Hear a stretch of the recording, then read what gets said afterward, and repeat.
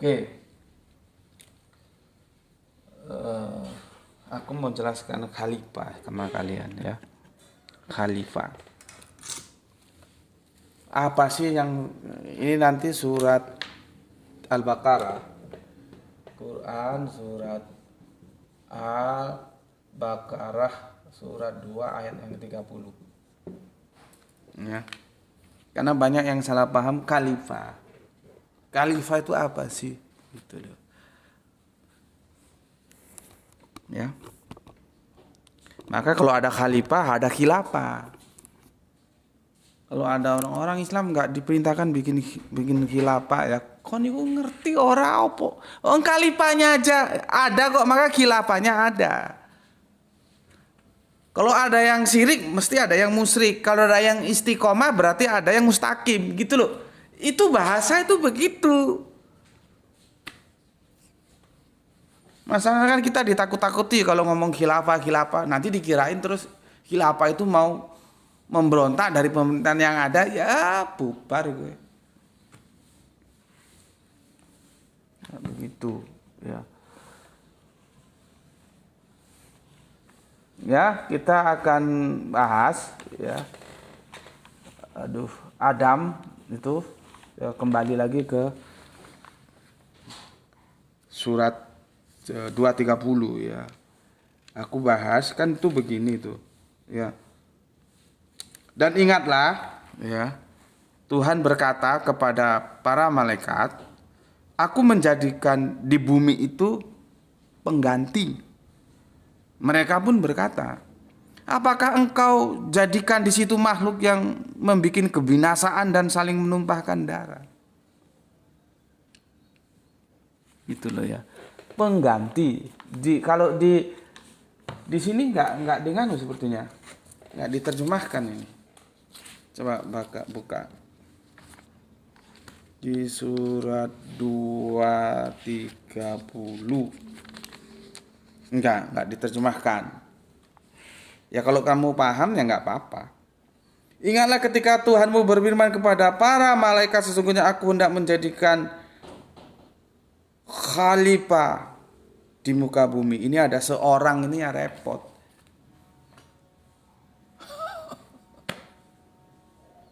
Jadi otaknya itu sudah ada satu orang. Itu kan satu.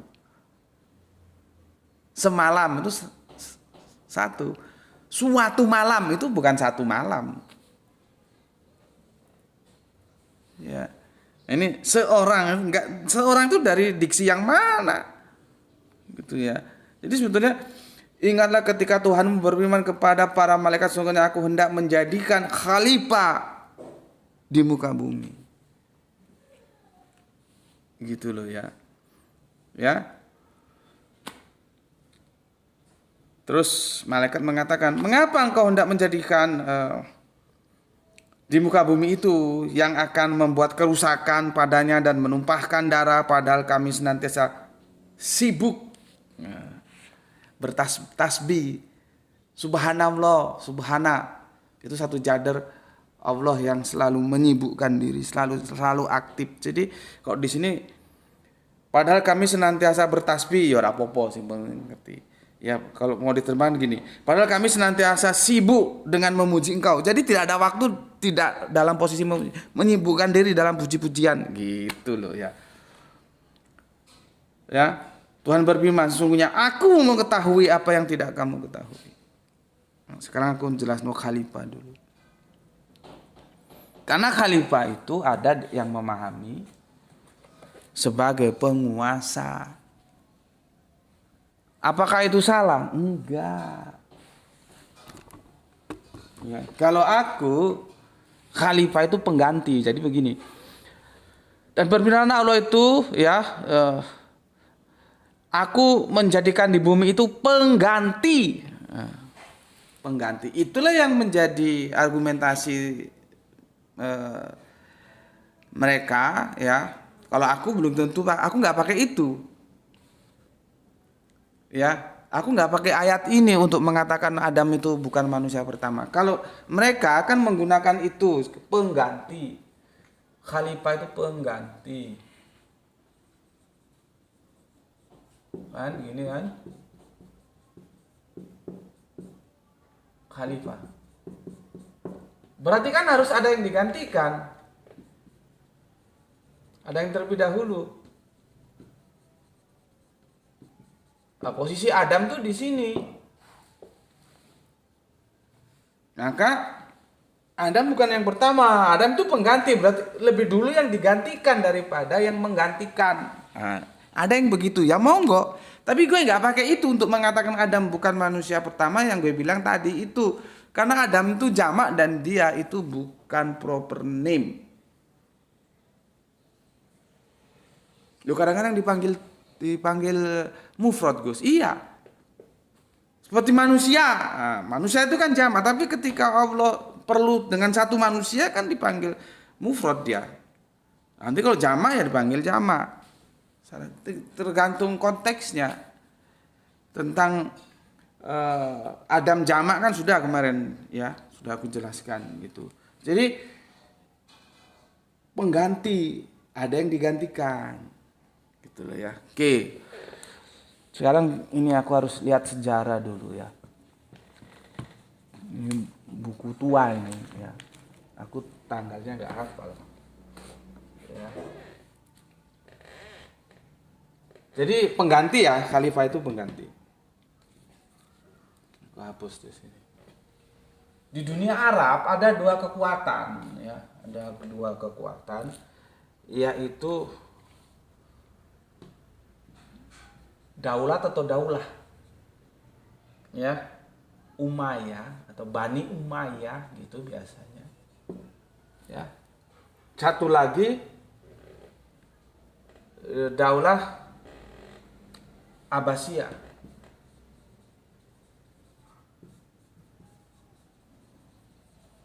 Ya. Yang ini ya berpusat di Damaskus, Syria, ibu kotanya gitulah. Sedangkan ini di Baghdad. Kenapa? Karena pendukungnya Abbasiyah banyak di Baghdad. Nah, Damaskus ini ya, ya Suriah sekarang ya. Aku sudah bilang ya, pernah aku sampaikan. Sekulerisasi pertama kali itu terjadi dalam Islam itu di Damaskus ini. Setelah ibu kota dipindahkan sama Umayyah di Damaskus, di sana mulai terjadi sekularisasi. Politik sudah mulai bermain. Agama ngurus agama. Negara ngurus negara di Damaskus ini. Padahal Islam tidak begitu. Islam itu tidak boleh sekuler. Ya. Ini kan rivalitas berat ini antara Umayyah dan Abbasiyah. Ya. Tahunnya itu 632 ya, 632 sampai 661. Kalau yang ini berapa ini? 750 1258. 750 1258. Oh ya jauh juga ya. 1258. Sorry, ini 661 750 ini. 661 750. Nah, khalifah itu bergeser di era-era ini, bergeser khalifah itu menjadi penguasa.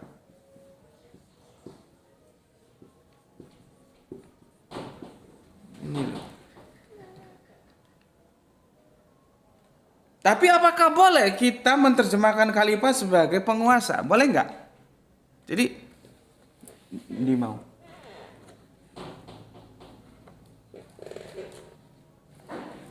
Dalam firman Allah itu dijumpai kalimat ya, aku menjadikan di bumi itu penguasa. Boleh gitu? Ya nggak boleh dong. Karena apa? Kanjeng Nabi itu sudah nggak ada di sini. Al-Quran itu ada di era Kanjeng Nabi. Era Kanjeng Nabi dipahami khalifah itu adalah pengganti, bukan penguasa. Ini perubahan makna, bergeser dia. Makanya sahabat Ali itu disebut Khalifatul Rasul. Dia disebut Khalifatul Ilah, nggak mau. Ngeri Khalifatul Ilah, pengganti Allah. Kan ada yang memahami kita sebagai wakil Allah di bumi, pengganti Allah di bumi. Ada yang memahami gitu.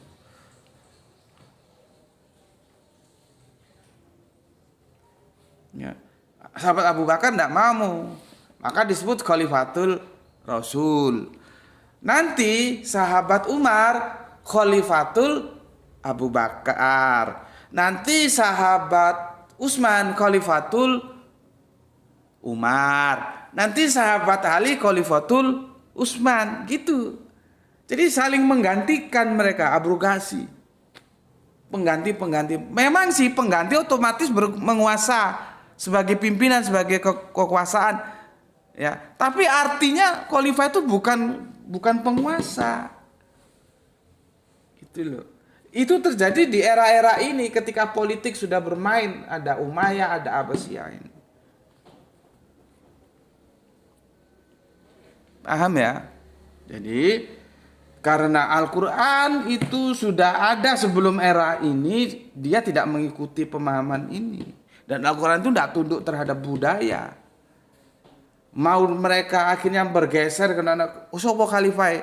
Iku khalifah. Siapa? Kalau kita presidennya itu, penguasanya itu, atau perdana menterinya itu, atau rajanya itu, ya monggo-monggo saja. Tapi Al-Quran tidak mau.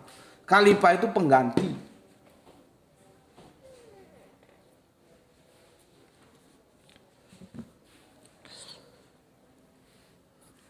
Paham nggak untuk ini? Ya, tap terus ya supaya bisa rungkat. Jadi khalifah itu pengganti gitu. Oke. Udah ya, jelas ya. Khalifah itu pengganti. Nah, nanti dengan teman-teman yang aku bilang tadi, berarti ada yang digantikan. Berarti sebelum Adam sudah ada kehidupan. Adam itu menggantikan. Ya monggo. Kalau gue nggak pakai itu ya, dia pakai karena jamak. Dan Adam itu siklus. Terus gimana Gus? Ke jamak. Ya jamak lah, nanti ada Adam Eropa, Adam Amerika, Adam Afrika, Adam Cina, Adam Korea, Adam Indonesia kita. Kan aku sudah bilang dulu, bagaimanapun kalau bapak ibunya negro, anaknya nggak mungkin menjadi Eropa atau menjadi Chinese atau menjadi seperti kita. Yang putih enggak, gelap enggak, sawu matang. Enggak mungkin. Jadi banyak Adam. Adamnya Afrika yang menurunkan Afrika sekarang ini. Adamnya Eropa ya seperti itu kulitnya, matanya biru atau segala macamnya.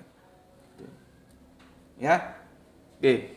Jadi sekali lagi khalifah itu penguasa, merupakan pergeseran makna kemudian di era-era ini, ya Bani Umayyah dan Bani Abbasiyah.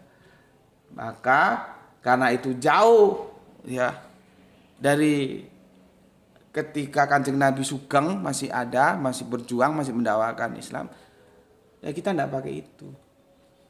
Ya, apa yang kita pakai? Pengganti, ya, clear ya? Oke. Sekarang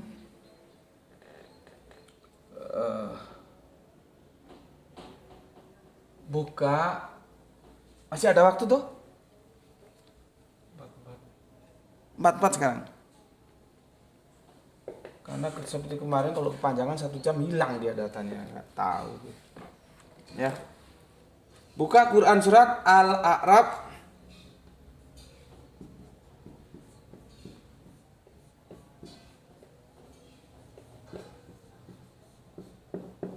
ayat yang 20.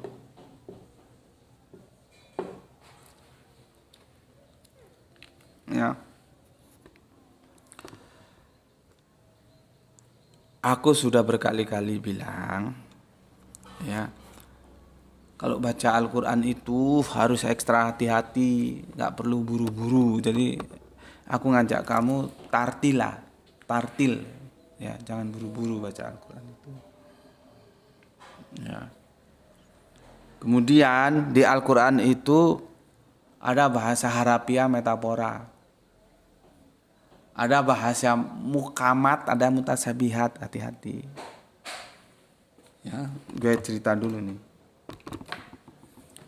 Ketika gue mengatakan bahwa tidak ada manusia hidup di atas langit itu tidak ada. Di sana nggak ada pendukung-pendukung kehidupan seperti oksigen dan segala macamnya, nggak ada. Jadi kamu nggak usah percaya itu. Kalaupun saudara Kristen kita mempercayai ada manusia hidup di langit dan nanti mau kiamat turun lagi, ya kita hormati saja. Al-Quran nggak pernah mengatakan begitu. Nanti di surat Al-A'raf itu, di bumi itu kamu hidup, di bumi itu kamu mati, di bumi itu kamu dibangkitkan. Itu. Nggak ada hidup di awang-awang, di langit.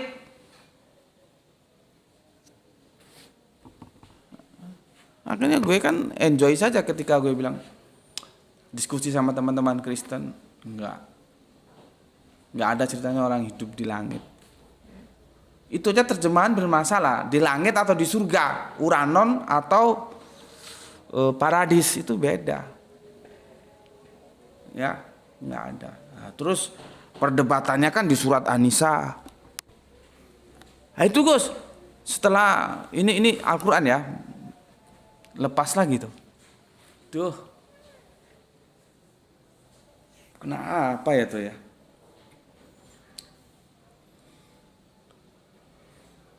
Lepas terus, jadi hilang waktu.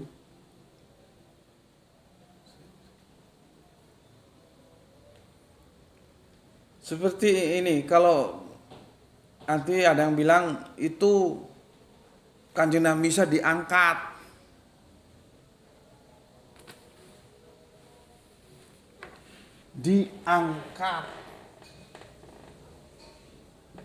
apakah angkat itu selalu berhubungan dengan geografis ke atas? Iya, Nabi Musa memang diangkat sama Gusti Allah Agung, tapi otak lu itu yang jadi masalah memahaminya harafiah, tidak metafora, memahaminya mukamat, tidak mutasabihat. Sudah deh. Mohon dipersori teman-teman TikTok ya. Kanjeng Nabi Isa diangkat, tapi bukan diangkat seperti ini nih, diangkat gini ke langit nanti mau kiamat turun, enggak begitu. Ya. Diangkat itu artinya begini loh. Presiden terpilih telah mengangkat menterinya. Nah, itu apa menterinya diangkat gitu?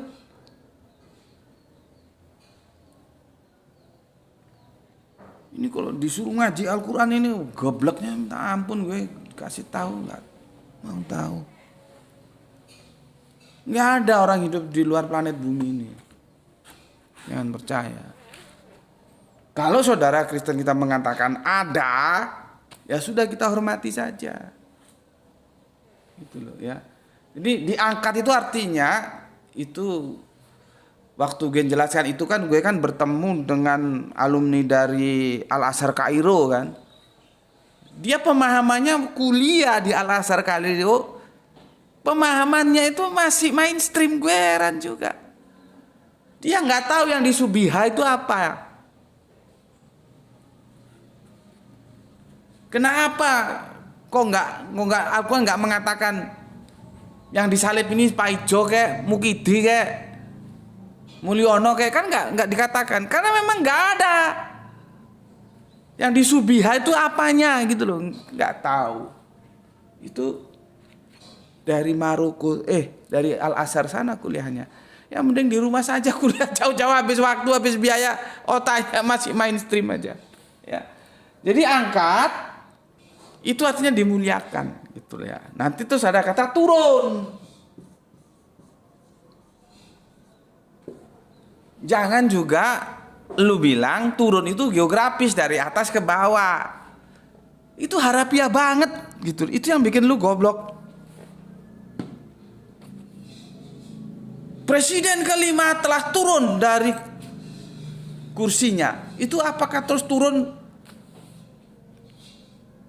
secara geografis atau apa secara nilai? Raja itu telah turun tahta. Nah, terus rajanya kemana? Kan masih di situ-situ aja, nggak terus pindah tempat, pindah alam, pindah apa. Sama dengan angkat turun. Jangan terlalu dipahami secara harafiah. Jangan juga metafora. Lihat konteksnya. Nah, sampai saat ini nih masih ada aja kok dikasih tahu bandel minta ampun. Katanya Adam itu diciptakan di surga. Ya Allah ya Rabbi. Itu Gispati sudah jawab itu. Santriwati Isra dari Ditio Mahmudi. Lali aku. Palu. Oh main duk Palu, dari Palu sana ya. Itu santriwati senior itu. Jadi yang di Subiah itu peristiwanya ya. Nah, sampai sekarang ada yang ngotot kok dikasih tahu Adam itu diciptakan di surga katanya. Nanti debat lagi, apakah surga yang ditempati Adam itu surga yang mau kita tempati nanti? Wah, ribet lagi. Karena apa? Karena bayangan orang itu bayangannya itu geografis. Surga itu di atas, maka dibilang naik surga. Neraka itu di bawah, makanya dibilang kan jatuh ke dalam neraka. Kan ribet kalau begitu. Ya. Nah, sekarang ya. Nanti kalau kita baca di episode insya Allah besok kita lanjutkan ya, karena ini sepertinya nggak cukup. Ya, aku mau jelaskan ini dulu. Ya. Di episode Adam di surat Al-Baqarah surat 35 ya, 31, 32, 33, 35 itu ya. Kan itu pakai ihbitu itu disuruh, itu kan diterjemahkan turun. Nah, betul nggak diterjemahkan turun? Jadi pemahaman orang ini gini ya, pemahaman orang itu gini. Ini surga ya. Ini surga lah. Ini surga, Adam diciptakan di surga. Karena makan buah kuldi sama Hawa, dia disuruh turun ini ke bumi. Pemahamannya Arabiah banget. Padahal di surat Al-Alaq bilang, di bumi itu kamu hidup, di bumi itu kamu mati, di bumi itu kamu dibangkitkan. Nggak ada yang hidup di surga. Surganya belum open house gitu loh ya. Tapi pemahaman orang ya, karena nanti kan disuruh turun nanti bagaimana kita memahami ihbitu, karena nanti jangan lupa Kanjeng Nabi Musa juga itu ihbitu, dia ihbitu, nggak pakai unjila. Itu kalau kayanya bahasa Al-Quran, harus hati-hati ya, turun. Jadi masih ngotot ya.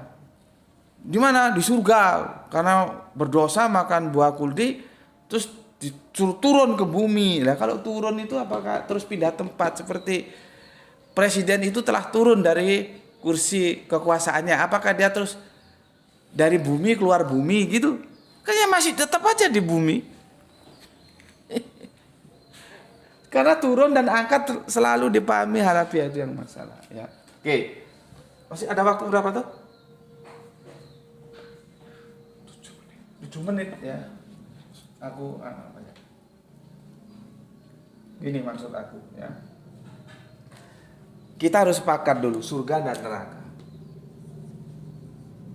Surga dan neraka. Sepakat nggak kalau ini kekal?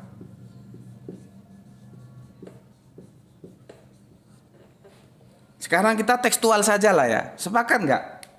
Tentu sepakat ya. Karena kholidun, Al-Quran bilang surga dan neraka itu kholidun, itu kekal. Nanti ada yang tafsir monggo. Jadinya akhirnya tidak kekal. Oh itu bukan kekal selama-lamanya. Tapi karena saking lamanya disebut kekal. Tapi itu berakhir. Monggo silakan saja. Tapi aku nggak mau kesana dulu supaya gampang aku menjelaskan ke kalian. Sepakat kan secara tekstual surga dan neraka itu kekal. Itu dulu ya. Jadi surga itu kekal, nerakanya kita abaikan. Surga itu kekal, kholidun. Ya. Surga itu kekal.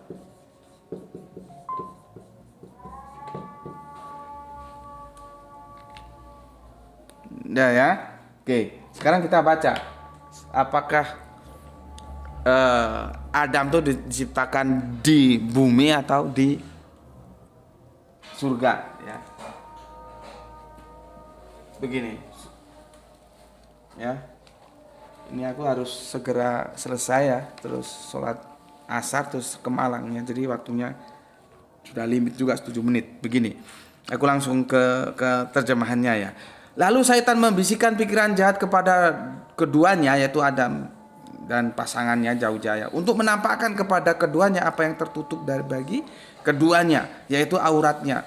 Dan Syaitan berkata, Tuhan kamu tidak melarangmu mendekati pohon ini, melainkan supaya kamu berdua tidak menjadi malaikat atau tidak beroleh hidup kekal.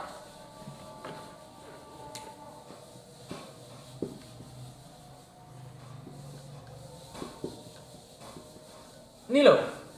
Jadi ya rayuannya si setan ini ya, dia sudah menjadi setan. Awalnya kan iblis tuh. Ya, terus jadi setan dan itu sudah aku jelaskan kenapa disebut setan, kenapa disebut iblis. Begitu juga manusia kenapa disebut insan, kenapa disebut basar, kenapa disebut nas. Itu maksudnya beda-beda. Makanya si Taufik Rahman tadi itu nggak tahu itu dari ya. Jadi rayuannya si setan itu ya, kamu nggak boleh makan ini nanti kamu hidup kekal. Gitu loh. Artinya ya Adam saat itu belum tidak ada pada habitat hidup kekal. Dan kita sudah sepakat kan kalau hidup kekal surga itu kekal. Kalau misalkan dia sudah masuk dalam dimensi hidup kekal, tentu kan nggak digoda dengan rayuan akan mendapatkan hidup kekal. Aku jelaskan lagi, kalau memang itu di surga, nggak mungkin diiming-imingi dengan surga, karena surga itu kan kekal. Kalau surga itu dipahami, nah gini lagi, masih ada tuh, gini loh, jannah. Nah ini lihat dekonstruksiku tentang surat Al-A'raf ya. Jannah itu dipahami sebagai isim apa? Isim makna atau isim zat. Kalau isim makna, jannah itu menjadi surga. Kalau isim zat, makna itu taman atau kebun. Menurut Kang.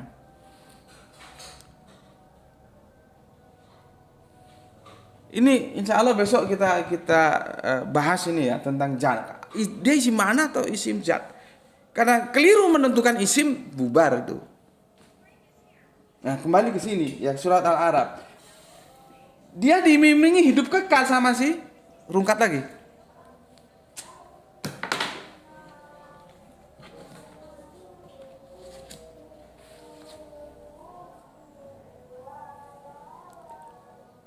Kita langsung aja ya karena waktunya sangat terbatas.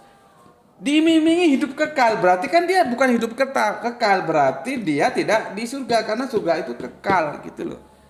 Logika berpikirnya begitu. Ya. Kalau dia sudah di surga, kalau dia di surga dia nggak mungkin diiming-imingi surga. Kalau dia hidup kekal nggak mungkin diiming-imingi hidup kekal.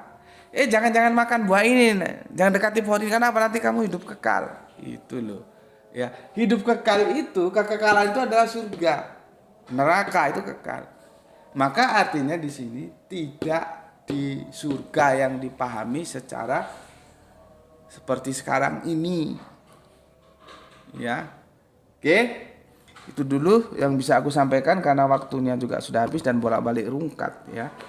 Insya Allah besok kita akan melanjutkan kajian kita. Nah itu Gus, disuruh turun itu.